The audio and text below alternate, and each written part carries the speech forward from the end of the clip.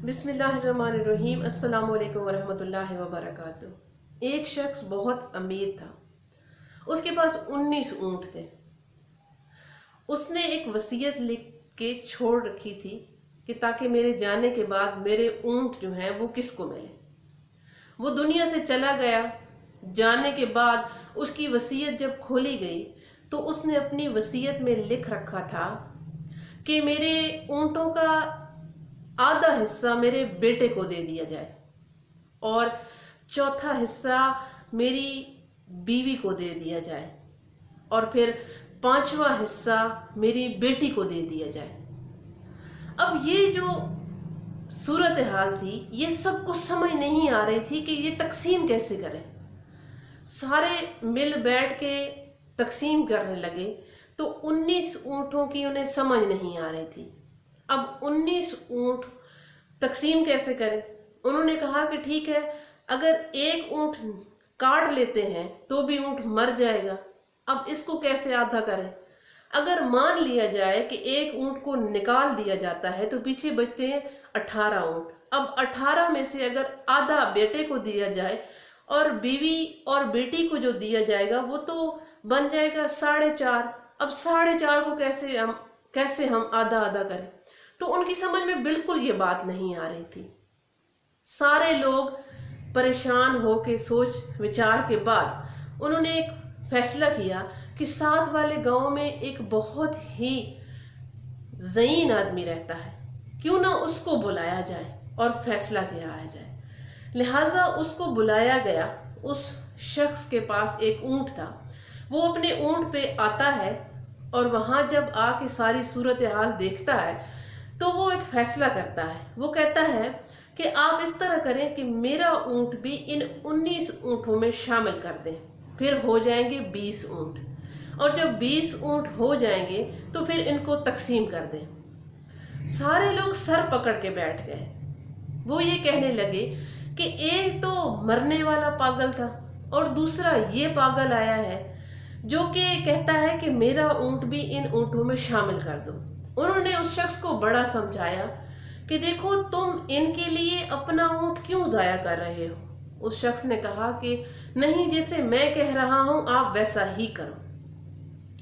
अब जब 20 ऊँट वहां पे बन गए तो इस तरह से 10 ऊँट उस शख्स के बेटे को दे दिए गए, जो कि उसकी वसीयत के मुताबिक आधा हिस्सा बेटे के पास चला गया। अब पीछे रह गई बीवी और बेटी, जो कि पीछे से 5 जो ऊँट थे, चौथा हिस्सा वो बीवी को दे दिया गया और बाकी 5वां हिस्सा बनता था 4 ऊँट जो कि बेटी के हिस्से में आते थे। तो वो 4 ऊँट बेटी को दे दिए। अब पीछे बच गया 1 ऊँट और वो ऊँट वही था जो उस शख्स का था। ये इतनी आसानी से उस शख्स ने वो इतना बड़ा मसला हल कर दिया था। फिर उसने अपना ऊँट पकड़ा और वहां से चला गया। अब इस मेरी बात पे 2 मकसद निकलते हैं और वो 2 ये हैं। पहली बात तो ये कि हमारा टाइम, हमारा दिया गया वक्त, पैसा या किसी की मदद हम करते हैं तो वो कभी ज़ाया नहीं जाती। हम समझेंगे कि शायद हमारा टाइम, वक्त या हमारा पैसा या हमारी किसी के साथ हमदर्दी ये ज़ाया नहीं जाती है, ये लौट कर फिर हमारे पास वापस आती है। और दूसरा ये कि जो भी मुश्किल आती है उसका कोई ना कोई सलूशन मौजूद होता है। अगर कोई भी मसला ऐसा आ गया है, आपको लगता है कि ये हल नहीं हो सकता, तो उसका हल कहीं ना कहीं पे मौजूद होता है। हाँ, ये बात अलग है कि हम उसको कैसे ढूंढ पाते हैं, हम उस मसले तक कैसे पहुंच पाते हैं। हमें अगर सामने से उस मसले का हल नहीं नज़र आ रहा तो हम उसको दाएं बाएं से होकर उस मसले के हल तक पहुंच सकते हैं। बहुत सारे लोग ऐसे होते हैं जो कि इन सारे मसलों में घिर कर बैठ जाते हैं कि इस मसले का हल नहीं निकल सकता, लेकिन जो भी मसला आता है या मुश्किल आती है उसका कोई ना कोई हल ज़रूर निकलता है।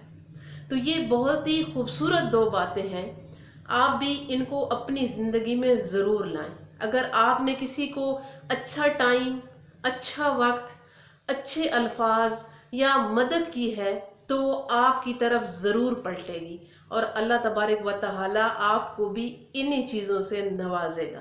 یہ مت سوچیں کہ اگر آپ نے کسی کی مدد کی ہے تو اللہ تبارک و تعالیٰ آپ کو کبھی گرنے نہیں دے گا۔ اللہ پاک آپ کو دگنا دے گا، اور وہ جہاں سے دے گا وہاں آپ سوچ بھی نہیں سکتے۔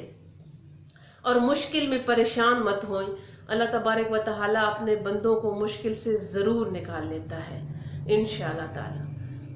امید کرتی ہوں میری یہ بات آپ کو ضرور پسند آئی ہوگی۔ اگر آئی ہے تو لائک، کامنٹ اور شیئر کر دیجیے گا۔ میرے ساتھ درود شریف پڑھیے، پھر اجازت چاہوں گی آپ سے۔ اللہم صلی علی محمد وعلی آل محمد کما صلیت علی ابراہیم وعلی آل ابراہیم انک حمید مجید۔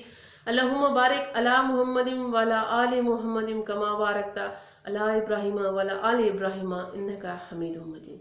شاہین اختر پٹھانی کو دیجیے اجازت، پھر انشاءاللہ تعالیٰ کسی نئی اچھی بات کے ساتھ آپ کی خدمت میں حاضر ہوں گی۔ تب تک کے لیے فی امان اللہ۔